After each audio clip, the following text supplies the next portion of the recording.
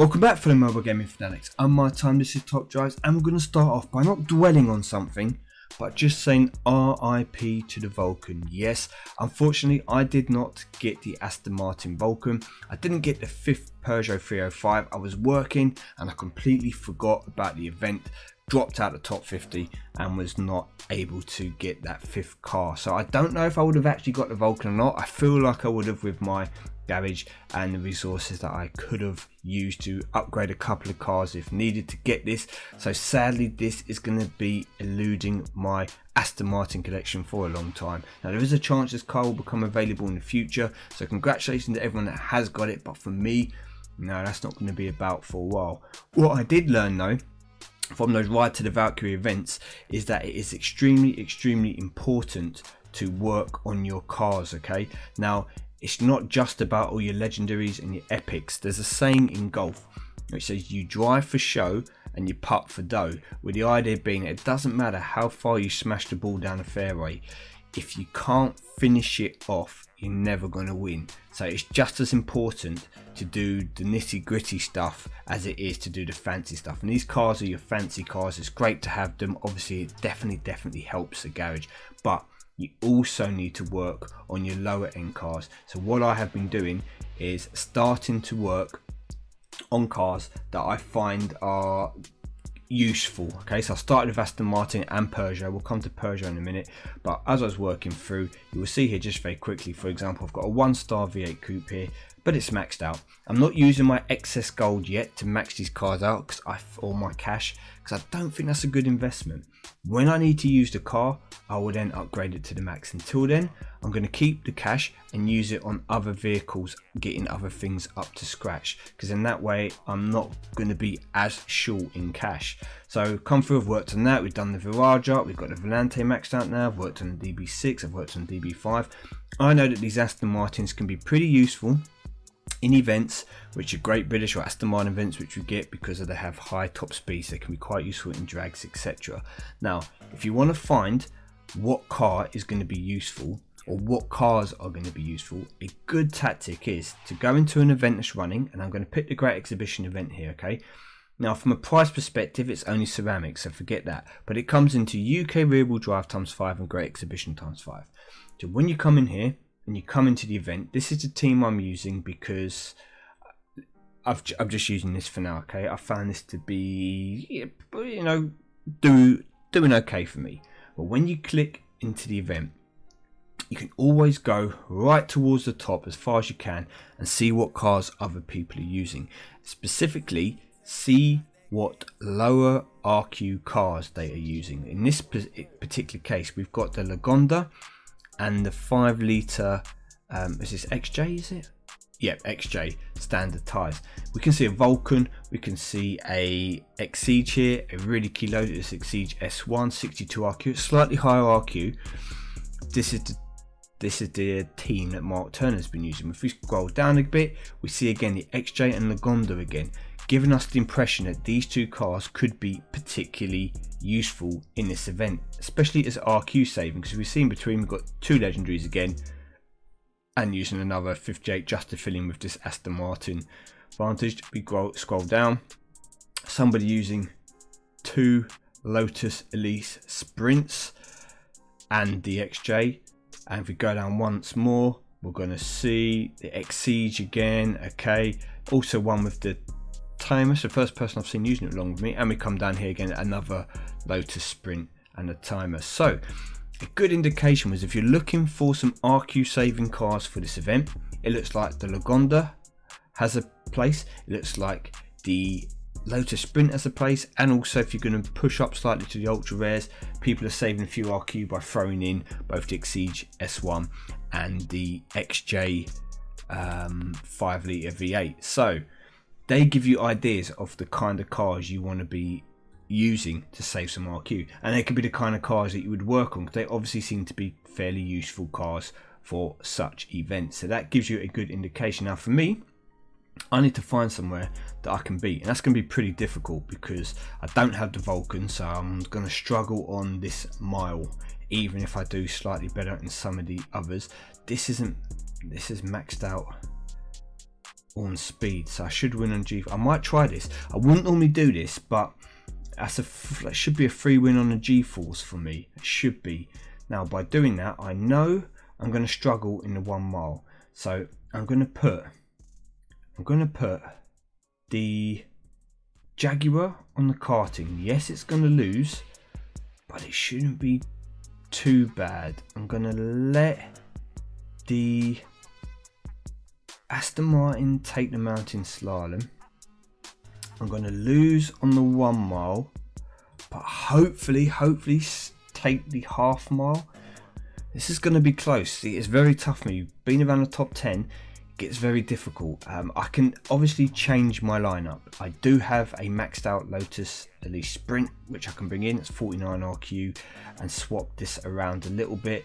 But for the time being, I found this lineup to be okay to keep me in or around the top 10. This is going to be key. Oh, I won. Wow, that is bad. That is bad. Wow, I didn't expect that. I'll be honest with you. I thought the Vulcan was easily going to win there. Well, that is interesting to know, guys. That is very interesting to know. Maybe I can finish higher up in this event than I actually thought. Maybe I won't change this lineup. You learn something every day, don't you? And here again, while I expect to lose, it's only just. Look, I can take that. I don't mind a 50-point loss at the end. So that is what you want to be looking for. Look for the cars that are going to bring you kind of long-term use. So I would say don't just focus on specific cars, niche cars used in certain circumstances. Try and get on the ones which can help you in more than one place. Now, how are we going to get that Bentley GT3? Well, first of all, we're going to need 5 Peugeots. We'll come to that in just a moment. Let's have a look at the price cars. As we see, the Bentley there is up top. As we scroll down, what we're noticing that in the 81 to 180 rank with that ceramic, they're offering us an ultra rare car, and it's a very good ultra rare car. Honda NSX is great for Japanese events. This car, I have used it in the past. I should probably build one. Great Japanese track car. We compare it to the rank 41 to 80 where they're offering us the Subaru Impreza. Yes, the Subaru Impreza is medium ground clearance and it does have 4-wheel drive capability, but still it is the older one, so you're not going to have the traction control, which is a slight downfall. You know, the Honda NSX is probably the better car. The Subaru maybe has a little bit more versatility, but if you're doing Japanese events, track events, you're always going to pick the Honda NSX anyway. So that's actually a decent car to be coupled with the ceramic pack. And as we look up your carbon fibers, it looks like a reasonable price pool, which is making me think that they want people to invest in Peugeot cars. Now they've got the ceramic, special Peugeot ceramic. They've got, if we go to, oops, I clicked the wrong button. If we go to the actual store, they have got the carbon fiber, again for people to invest in, and there is a weekend event where you can get 2 of those Peugeot ceramics as well as a Peugeot carbon fiber. So they're giving people the opportunity to get enough Peugeots in their deck, if they don't already have them, to enter this event. Now let's have a quick look at Peugeot cars and see, are they worth buying? Are there any Peugeots which, if you get in this, you would use outside of this event? So we can't get into the price cars. As we look, we'll quickly show you the Oxea. Okay, half decent. You know, the Onyx probably, I'd say looks like fractionally better. I know it doesn't have the 4-wheel drive capability, but for this event they'll be quite useful. And you've got the Quasar again, which I have, useful for this event. Get any legendary, it's going to be useful for this event. Would you max any of these out otherwise outside of the event? I'm not too sure. I'm going to forget these 2 legendaries. They're in the same kind of category. In fact, to be honest with you, 908 RC is a medium ground clearance car, so this would be quite useful because there are medium ground clearance tracks, and there is also a top speed and a 75 to 125 course, so the 186 top speed is useful there. But the car which I think is most appealing from this pack, if you get it, is the Peugeot 308R hybrid. Now it doesn't look amazing, but it does have 4-wheel drive, and if we click on it, medium ground clearance. Okay, medium ground clearance is real key. It's also got the hatchback tag. It's got decent, you know, torque and stuff and power to it. Great hatchback car. This can come up to 95 handling, and I think it's about 3.20 to 60 if I remember. this can be a great city streets car. Extremely useful for this event. Slightly lower down on that list, the Peugeot E-Legend, although you might not look at it and think that's a medium ground clearance car, it does have it again, okay? So, 4-wheel drive, traction control, ABS, again, not quite as useful in my opinion as the 308, but this is definitely the car that I'll be looking to get. Forget the legendaries, I would want this car from this pack. Moving down, these other cars are all lower ground clearance, so we're going to forget them. If you're going to get an ultra rare, the car that I really want that has been eluding me is the RCZ. This is a medium ground clearance car again, traction control, ABS, and it runs at 4.9 with 92 handling. This is a great city street car. There are 2 city street circuits on all the tracks, all 4 track possibilities in this event, this GT3 event. This car is a great car. A lot of people will have the 205. I do, because it's an older car. I did have the 308 a long time ago, fused it away. Both of these cars medium ground clearance, as well as the 208 GTI, all can be useful. Slightly lower down, which you wouldn't open these packs for, but if you're going to get a potential super rare car, I think the Pescarolo, because of its top speed, which will come to a medium ground clearance, as well as potentially, if you need to just fill out your team, the Peugeot 208 can have decent handling up there. It's about 5.394, somewhere around that. So that's what you can get. In my opinion, outside of the 308, the 308 would be useful around the track. That hatchback medium ground clearance, great. That car I think you could use in various places, as well as the RCZ. That is a very decent car, especially if you want to work on your French garage. But outside of that, there's not too much that I would be buying packs to get. If I had an abundance of gold left over, possibly I'd try 3 packs and see how it goes, because I'm currently at the moment I'm 2 cars away, okay? If I could change this 207 for the RCZ and potentially change this Peugeot 205 for the 308 hybrid, I could do the Pescarolo as well, but I'll explain to you why I might keep this for the moment. I'm probably 2 cars away from top 10. I don't need to max out this 208, and I do not need to max out this Quasar either to get top 10, okay? I can promise you that. You will see why shortly. However, I'm lacking at least one of those cars to push me through. And as we can see here, if this was our current lineup with a different team, I'd win these 2. Currently, I can win these 2. I can tie, and I'll probably win this, in fact. So we're going to play this match just for the sake of it, just to give you an idea of playing people around the top 40. My team currently is strong enough to push through, which is making me think that this is going to be an easier event for people to get into the top 10. If you really want that Bentley GT3, you only have to buy a few packs and get semi lucky with them, and you can be in the top 10. You do not need a whole deck of legendary cars like you do in some of the events, because not many people have an advanced garage of Peugeot cars. So it helps people who only have a few, which is I think a reason why they've given you such good prizes in the 81 to 180 rank. That ceramic pack and the Honda NSX, I think, to be honest with you, the idea is they're thinking people will purchase some of these packs knowing that they're going to get something half decent as a reward. Anything that can keep them in the top 180 is going to get something back for their investment. So I kind of feel that is cleverly done by Hutch here to try and push people towards these packs. Now you can get that free one again from this weekend challenge, so it's worth keeping in mind.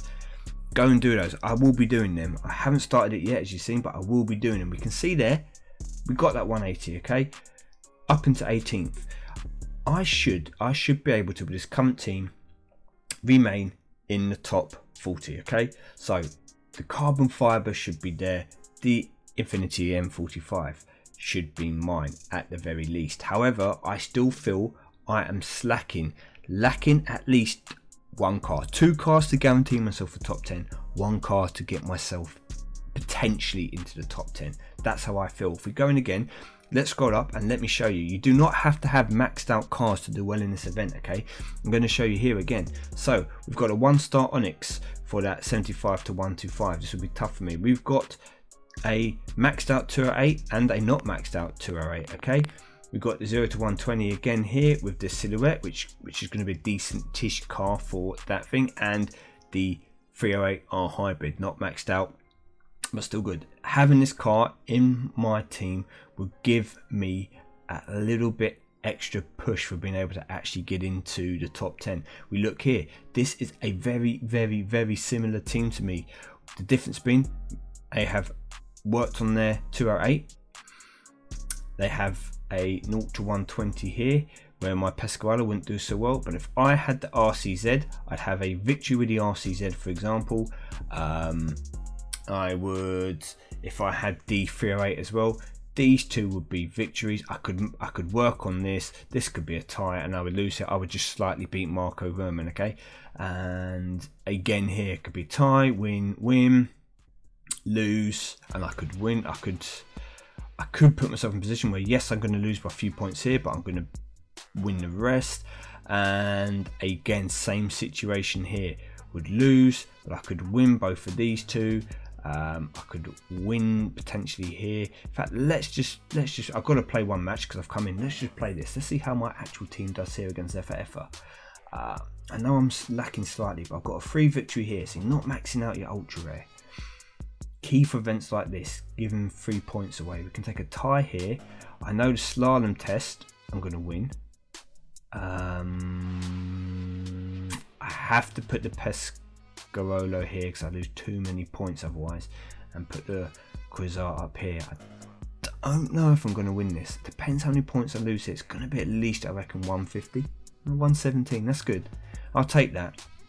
Forte RQ car, like filling that job. I don't have that big fast legendary, so that's what the Pescarolo does. That's why I said it's quite useful in this event. It's got medium ground clearance as well. I definitely think it's one of the Peugeots worth leveling up for a super rare. Definitely one of the ones worth maxing out and keeping in your garage. You might find other uses for it, like in the test bowl, etc. So this isn't too bad at the moment. So I know I've got a free victory coming up. The key is here. It's going to be shoot off.